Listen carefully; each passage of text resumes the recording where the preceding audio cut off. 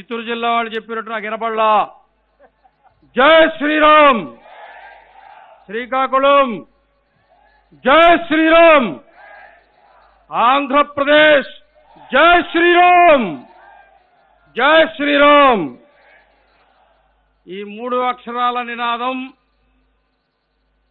130 కోట్ల మంది భారతీయులను ఇళ్లలో నుంచి, గుళ్లలో నుంచి, గుడిసెల్లో నుంచి, సముద్ర తీరం నుంచి, అడవుల్లో నుంచి, దారుల్లో నుంచి, డొంకల్లో నుంచి కదిలించి బయటికి రప్పించి ఆస్తులు పిల్లల పేర రాయించి అయోధ్యకు పోతున్నాం, పోతే పోతాం, చస్తే చస్తాం, అయోధ్యలో రామాలయం నిర్మించి తీరతామని ప్రతిజ్ఞ చేసిన హైందవ జాతి సంతానం మీరు.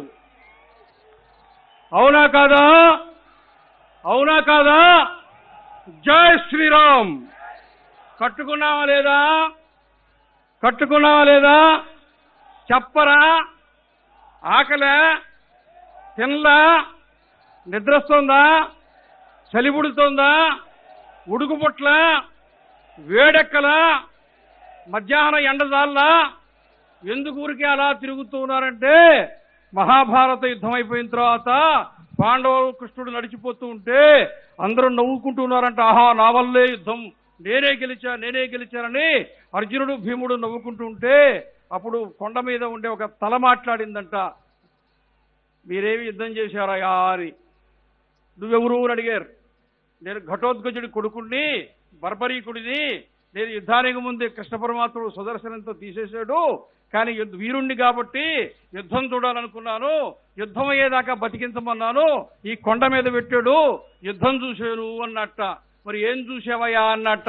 పాండవులు యుద్ధం చేయలేదు, కౌరవులు యుద్ధం చేయలేదు, కేవలము ఈ 18 రోజులు 18 అక్షౌహిణుల మీద కేవలము విష్ణుమూర్తి శ్రీకృష్ణ పరమాత్ముడి సుదర్శన చక్రం మాత్రమే తిరుగుతూ ఉండింది అని చెప్పెట్ట. ఈ వేదిక మీద కూర్చుని చూస్తూ ఉంటే, కదులుతూ ఉంటే, నడుస్తూ ఉంటే, తిరుగుతూ ఉంటే ఈ హిందూ సమాజమే పరమాత్ముడి యొక్క, కృష్ణుడి యొక్క సుదర్శన చక్రం అయ్యి ధర్మ రక్షణ కోసం సుదర్శన చక్రం తిరుగుతున్నట్టుగా కనబడుతూ ఉన్నది మాకు. అవునా కాదా? అవునా కాదా? జై శ్రీరామ్. నిన్న మధ్యాహ్నం బయలుదేరి వెంకటగిరి కోట నుంచి, కుప్పం నుంచి, బొబ్బిల్ నుంచి, ఇచ్చాపురం నుంచి మధ్యాహ్నం సర్ది కట్టుకుని సాయంత్రం బస్సు ఎక్కి రాత్రి చలిలో ఉండి ఆ స్కూల్ బస్సుల్లో వస్తుంటే ఆ స్కూల్ బస్సులు అక్కడ పక్కన కూర్చుని ఏముంటున్నాయి తెలుసా? మాకెందుకయా ఈ బాధ, పొద్దునేదో పిల్లల్ని ఎక్కించుకొని స్కూలుకు పోతివి, సాయంత్రం ఇంటికి పోతివి, రోజు 10 కిలోమీటర్లు తిరిగే వాళ్ళమి, 1000 కిలోమీటర్లు తిప్పితిరి అని అనుకుంటూ ఉంటే పక్క బస్సు చెప్పిందంట, ఒసే పిచ్చి బస్సు, రోజు మనం గుడి మందిరించబోతున్నాము, బడి బాగుంది కానీ గుడి బాగుందా అన్నట్ట. కాబట్టి బడి గురించి కాదే, ఒక్కరోజు గుడి గురించి పోయిద్దామని ఆదివారం సెలవు కదా అని అన్ని కేసరపల్లికి వచ్చాయి. అవునా కాదా? అవునా? విన్నారా? వీళ్ళు ఎందుకు నడుస్తున్నారు? వాళ్ళ వాలకం చూస్తుంటే పార దొరికితే ఇక్కడ కూడా దొరికితే ఏదైనా దేవాలయం పడుతుందా అని పడుతున్నారు వాళ్ళు. ఎక్కడ పడితే అక్కడ దేవాలయాలు దొరుకుతున్నాయని ఇక్కడ కూడా దేవాలయం దొరుకుతుందని ఎత్తుక్కుంటూ పోతున్నట్టుంది వాళ్ళు, పిచ్చోళ్ళు. అవునా? కూర్చోవచ్చుగా, కూర్చోలేరా? ఓపిక లేదా? అయోధ్య కరసేవకు పోతుంటే దారి లేకపోతే, డొంక లేకపోతే, రోడ్డు తవ్వేస్తే, రైలు రద్దు చేస్తే, అడవుల్లో పడి, గడ్డల్లో పడి, గుట్టల్లో పడి అయోధ్యకు పోయి కరసేవ చేసిన హిందూ జాతికి సంబంధించిన వాడి అరగంట సేపు కుర్చీలో కుదురుగ్గా కూర్చోలేవా? కూర్చోలేవా? ఆ వెనక కుర్చీలు ఖాళీ అయినాయి. ఏమయ్యంటే ఆ పక్కనే అన్నం పెడుతున్నారయ్యా, భోజనము సాంబారు వాసన వచ్చింది, మేము చేయగలిగింది లేదు, వేసిపోయామని చెప్పారట. అవునా కాదా? దేవాదాయ శాఖని రద్దు చేయాలనేటువంటిది మన ప్రధానమైనటువంటి అంశం. ఎందుకని? మన దేవాలయం మనం కట్టుకున్నాం, కృష్ణదేవరాయలు కట్టించారు, కాకతీయులు కట్టించారు, చోళులు కట్టించారు, చోడులు కట్టించారు, పాండవులు చోడులు కట్టించారు, పల్లవులు కట్టించారు, ఎంతో మంది జమీందారులు కట్టించారు. మీ ఊళ్ళో మా ఊళ్ళో మనమే కట్టుకుంటువి. ఈ దేవాలయంతో ఏమాత్రం సంబంధం లేని వాళ్ళు, అవగాహన లేని వాళ్ళు నేరుగా వచ్చి ఇట్లాంటి కౌంటర్ పెట్టి టిక్కెట్ పెట్టి మొదటి ఆటకింత, రెండో ఆటకింత, రాత్రి 1 గంటకింత అని సినిమాలకు కూడా రేట్లు పెట్టి టిక్కెట్లు అమ్ముకున్నట్టుగా దేవాలయ కౌంటర్లో టిక్కెట్లు అమ్ముకుంటూ ఉంటే ఒళ్ళు మండిందా లేదా? మండిందా లేదా? మండిందా లేదా? కేవలం నెల రోజుల క్రితమే విశ్వ హిందూ పరిషత్ వాళ్ళు ఒకే ఒక్క కరపత్రం ముఖ్యమంత్రికి ఇచ్చిందదే, మంత్రులకు ఇచ్చిందదే, మీకు ఇచ్చిందదే దేవాదాయ శాఖలకు సంబంధించిన కరపత్రం తప్ప ఇంకేమైనా వేశారా? ఇంకేమైనా ఉందా? ఇంకేమైనా చెప్పారా? ఆ ఒక్కటే కదా చెప్పారు. ఆ ఒక్కటే చదివిన తర్వాత నాకు అనిపించిందో తెలుసా? ఎప్పుడో 5-6 సంవత్సరాల నాడే తగిలించుకునే సంచి ఒకటి గుట్టించుకుని దాంట్లో ఒక డ్రెస్ పెట్టుకుని దాంట్లో ఒక తువ్వాలు పెట్టుకుని దాంట్లో ఒక ప్యాంటు పెట్టుకుని దాంట్లో ఒక దుప్పటి పెట్టుకుని పిలుపురాక పోదా, రైలెక్కి పోవా, ఉద్యమం చేయవా అని ఎప్పుడో హిందూ సమాజం సంసిద్ధంగా ఉన్నట్టుగా నెల రోజుల వ్యవధిలో లక్షలాది మంది హిందూ సమాజం కదిలించిందంటే ఈ దేవాదాయ శాఖ మీద, దేవాలయాల వ్యవస్థ మీద, ఈ రోజు ఉండేటువంటి ఇటువంటి దుర్మార్గపు వ్యవస్థ మీద హిందూ సమాజం ఎంత కుతకతలడిపోతున్నదో, ఎంత వ్యతిరేకతతో ఉన్నదో, ఎంత ఉద్రిక్తతతో ఉన్నదో ఈ రోజు ఈ ఉద్యమాన్ని చూస్తూ ఉంటే మనకు అర్థమవుతుంది. అవునా కాదా? చెప్పరే, అరవరే, మాట్లాడరే, సమాధానం చెప్పరే. అరవాల వద్దా? కరవాల వద్దా? అరవాల కరవాల రెండు ఉండాల వద్దా? ఈ మైగా ఉంటే ఈ పక్కన ఈ బొచ్చులు పెట్టారు, నల్ల బొచ్చులు. ఈ సౌండ్ తగ్గిస్తే మాట్లాడేవాడికి కొంచెం బాగుంటుంది. మాట్లాడేవాడు తొందరగా ఆపేయాలంటే దీంట్లో సౌండ్ పెంచండి, టుపిక్కి ఆపేస్తాడు. అర్థమైనా కాలేదా? అందుకనే ఈ రోజున దేవాదాయ చట్టం రద్దు చేసే లోపల ఏం చేయాలంటే, అసలు ఒక సంగతి తెలుసా మీకు? ఆ చట్టం పేరే హిందూ దేవాదాయ ధర్మాదాయ చట్టం. ఇంతకుముందు దేవాలయం మీద బోర్డుల మీద అదే ఉండేది. మీరు ఎప్పుడైనా గమనించారా? మొత్తం ఆంధ్రప్రదేశ్లో దేవాలయ బోర్డుల మీద హిందూ అనే శబ్దం తీసేశారు. మీకు గుర్తుంచుకోండి. పెట్టాలా వద్దా? హిందూ శబ్దం పెట్టాలా వద్దా?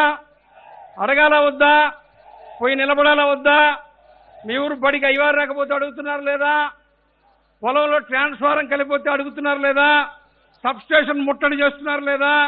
మీ దేవాలయంలో డబ్బులు గోలుమాలైతే, భూములు ఆక్రమిస్తే, హుండీ దొంగతనం జరిగితే, అర్చకుడి మీద దాడి జరిగితే, దేవాలయంలో దొంగతనం జరిగితే మీ ఈవోని ఎప్పుడైనా మీరు నిలదీశారా? అడిగారా? ఉద్యమించారా? నిలబడ్డారా? ఎప్పుడు మొదలు పెడతారు? ఎప్పుడు మొదలు పెడతారు? రేపటి నుంచేనా? ఇక్కడ ఉండేవాళ్ళేనా? టీవీలో చూసేవాళ్ళు అడగరా? మీరు పోయి చెప్తే ఎవరు వింటారో వాళ్ళు అడగరా? మొత్తము హిందూ సమాజం ఈ రోజున దేవాలయాన్ని ప్రశ్నించేటువంటి స్వభావాన్ని ఈ రోజు నుంచి కలిగి ఉండడం అనేది ప్రారంభం అవుతుందా లేదా? అవుతుందా లేదా? అడగతారా లేదా? కడగతారా లేదా? అడగాల వద్దా? అవునా? 2006, 2007 సంవత్సరంలో షామీర్పేట మండలంలో అక్కడ శ్రీరాముడి దేవాలయాల భూములు అమ్మేస్తే దానికి సంబంధించిన మొత్తం రాష్ట్రంలో పెద్ద ఉద్యమం జరిగితే అప్పుడు కదిలి వచ్చిన ప్రభుత్వం జస్టిస్ వెంకటరామరెడ్డి కమిషన్ వేసింది. ఇప్పటికి 15 సంవత్సరాలు 16 సంవత్సరాలు అయిపోయింది. ఈ రోజుకి ఆ కమిషన్ రిపోర్టు బయటపెట్టలే. ఎన్ని లక్షల ఎకరాల భూములు అన్యాక్రాంతమైనాయో, అల్లుళ్ళ కట్నం కింద ఇచ్చారో, రైళ్లు దిగి ఉప్పులూరు స్టేషన్ నుంచి మీరు స్నానాలకు నడిచొస్తుంటే పక్కన ఏ ఎఫ్సిఐ గోడౌన్లు కనపడ్డాయో అవి కూడా దేవాలయ భూమిని ప్రభుత్వమే ఆక్రమించి కట్టుకున్నటువంటి గోడౌన్లు. ఎంఆర్ఓ ఆఫీసులు కట్టుకుంటుంది, ఆర్టీసీ బస్టాండ్లు కట్టుకుంటుంది, స్కూల్ హాస్టళ్లు కట్టుకుంటుంది, పశువుల ఆసుపత్రులు కట్టుకుంటుంది, దేవాలయాలు మూసేస్తుంది. ఉండేలు తీసుకోపో, ఒక దేవాలయం పోతే విగ్రహం ఒక్కటే కనపడుతుంది, రాముడో శివుడో. ఉండీలు మాత్రం చుట్టూరు కనపడుతుంటాయి. భక్తులకు బాగా ఎక్కిచ్చారు. 100 రూపాయలు తెచ్చుకోండి.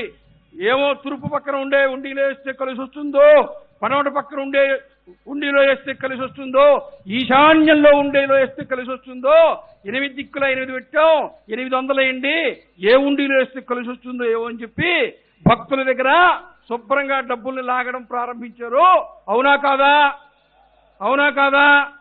దేవాలయంలో దేవుడు అక్కడున్నాడా? 10 మంది ఉన్నారా? ఉండీలు 26 ఎందుకు ఉన్నాయి?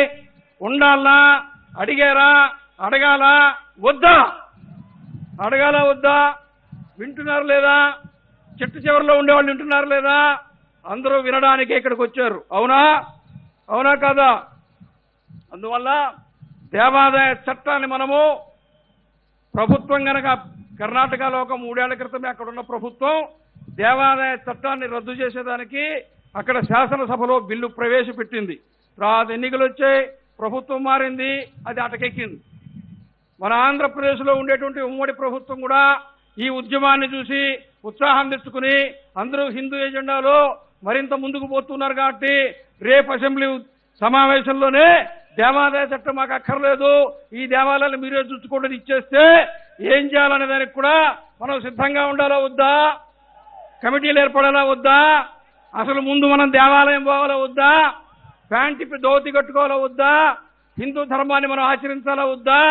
ఇంగ్లీష్ వాడు కట్టా, అమెరికా వాడు ధోతి కట్టా, రష్యా వాడు ధోతి కట్టా, ఇస్కాన్ వాడు ధోతి కట్టా, నారాయణ ట్రస్టా, స్వామినారాయణ ట్రస్ట్ వాళ్ళు ధోతి కట్టుకుని నామాలు పెట్టుకుని భజన చేస్తుంటే మనమేమో ఎంటెక్ చదివి బెగ్గర్ జీన్స్ వేసుకోరు. బెగ్గర్ జీన్స్ అంటే ఏందా అని అడిగా. అడుక్కు తినేవాడి ప్యాంట్ అంట. అడుక్కు తినడానికి 6 ఎకరాలు అమ్మి ఐఐటి చదివి బొక్కల ప్యాంట్ వేసుకొని తిరగాల? బుర్ర ఉందా లేదా? బుద్ధి ఉందా లేదా? మారాలా వద్దా? ఎవరు దేవాలయానికి పోరో వాళ్ళకి ఇట్లాంటి లక్షణాలు వస్తాయి, ఎవరు దేవాలయానికి పోతారో వాళ్ళకి ఇక్కడికి రావాలని లక్షణాలు వస్తాయి. రావాలా వద్దా? ఆంధ్రప్రదేశ్, మనం ఆంధ్రులం. శ్రీకాకుళం ఆంధ్ర మహావిష్ణువు దేవాలయం మనకుంది. ఆంధ్ర భోజుడు శ్రీకృష్ణదేవరాయలు అక్కడ కూర్చునే ఆముక్తమాల్యద అనే కావ్యాన్ని రాశాడు. అవునా కాదా? చదివేరా? విన్నారా? దేవాలయానికి పోయారా? పాఠ్యాంశంలో ఉందా? ఉండాలా వద్దా? ఉత్తరప్రదేశ్ దేవభూమే. రాముడు పుట్టాడు కాబట్టి, కృష్ణుడు పుట్టాడు కాబట్టి 3 దేవాలయాలు ఉంటే, హరిద్వార్ ఉంటే, రిషికేశ్ ఉంటే, ఉత్తరాఖండ్ దేవభూమి, వైష్ణోదేవి ఉంటే, అమర్నాథ్ ఉంటే, జమ్మూ కాశ్మీర్ దేవభూమి. అవునా కాదా? వింటున్నారు లేదా? దశావతారాల్లో 7 అవతారాలు నేరుగా భూమి మీదకి దిగింది నువ్వు నేను పుట్టిన ఆంధ్రప్రదేశే. తెలుసా? తెలీదా? మొదటి అవతారం ఏది? మత్స్యావతారం. మత్స్యావతార దేవాలయం ఎక్కడుంది? నాగలాపురం ఎక్కడుంది? ఆంధ్రప్రదేశ్. రెండో అవతారం ఏది? కూర్మావతారం. శ్రీకూర్మం ఎక్కడుంది? ఆంధ్రప్రదేశ్. మూడో అవతారం ఏది? వరాహ అవతారం. వరాహ క్షేత్రం ఏది? తిరుమల. ఎక్కడుంది? గట్టిగా చెప్పండి. ఆంధ్రప్రదేశ్. వరాహావతారం తర్వాత నరసింహావతారం ఎక్కడుంది? మహానంది ఎక్కడుంది? ఆంధ్రప్రదేశ్. నరసింహావతారం తర్వాత 5వ అవతారం వామనావతారం దేవాలయం ఎక్కడుందో తెలుసా? పరుచూరు మండలంలో, ప్రకాశం జిల్లాలో, చెరుకూరు గ్రామంలో త్రివిక్రమ వామన స్వామివారి దేవాలయం ప్రకాశం జిల్లాలో ఉంది. వామన స్వామి అవతారం దేవాలయం ఎక్కడుంది? ఆంధ్రప్రదేశ్. అవునా కాదా? విన్నారా లేదా? శబ్దం రావట్లా? అరవరా? మొత్తం చివరిలో ఒకేసారి అరుస్తారా? కదలొద్దా? వామనావతారం తర్వాత పరశురామావతారం దేవాలయము. పరశురాముడు మహేంద్ర పర్వతం మీద ఉంటాడు. మహేంద్ర పర్వతం శ్రీకాకుళం ఒరిస్సా సరిహద్దులో ఉంది. శ్రీకాకుళం జిల్లాలో ఉండే మహేంద్ర తనయ పర్వతం మీదే పరశురాముడు ఉంటాడు. కాబట్టి పరశురామావతారం ఎక్కడుంది? ఆంధ్రప్రదేశ్. రాముడు ఉత్తరప్రదేశ్, బలరాముడు ఉత్తరప్రదేశ్, కృష్ణుడు ఉత్తరప్రదేశ్, అఖిలాండ కోటి బ్రహ్మాండ నాయకుడు, కలియుగ ప్రత్యక్ష దైవం సాక్షాత్తు వెంకటేశ్వర స్వామి తిరుమలలో ఉన్నాడా లేడా? తిరుమల ఎక్కడుంది? ఆంధ్రప్రదేశ్. అవునా కాదా? 7 అవతారాలు ఏ ఆంధ్రప్రదేశ్ లో ఉన్నాయో ఆ ఆంధ్రప్రదేశ్ ని రాష్ట్ర ప్రభుత్వం తక్షణం ఇది దేవభూమిగా ప్రకటించాలా వద్దా? అయోధ్య కారిడార్ వచ్చిందా లేదా? కాశీ కారిడార్ వచ్చిందా లేదా? చార్ధామ్ కారిడార్ వచ్చిందా లేదా? తిరుమల నుంచి శ్రీకాకుళం దాకా ఈ 7 క్షేత్రాలని కలుపుతూ మనకు కూడా 7 అవతారాల కారిడార్ వస్తే ప్రపంచం మొత్తం ఇక్కడికే వస్తుంది. ఆంధ్రప్రదేశ్ అగ్రగామిగా ఉంటుంది. ఆంధ్రప్రదేశ్ ఆధ్యాత్మిక పుణ్యభూమి, ఆంధ్రప్రదేశ్ అవతారాల పుణ్యభూమి, ఆంధ్రప్రదేశ్ దేవతల దేవభూమి. అవునా కాదా? అవునా కాదా? జై శ్రీరామ్, జై శ్రీరామ్, వందే మాతరం, భారత్ మాతా కీ, భారత్ మాతా కీ, భారత్ మాతా కీ.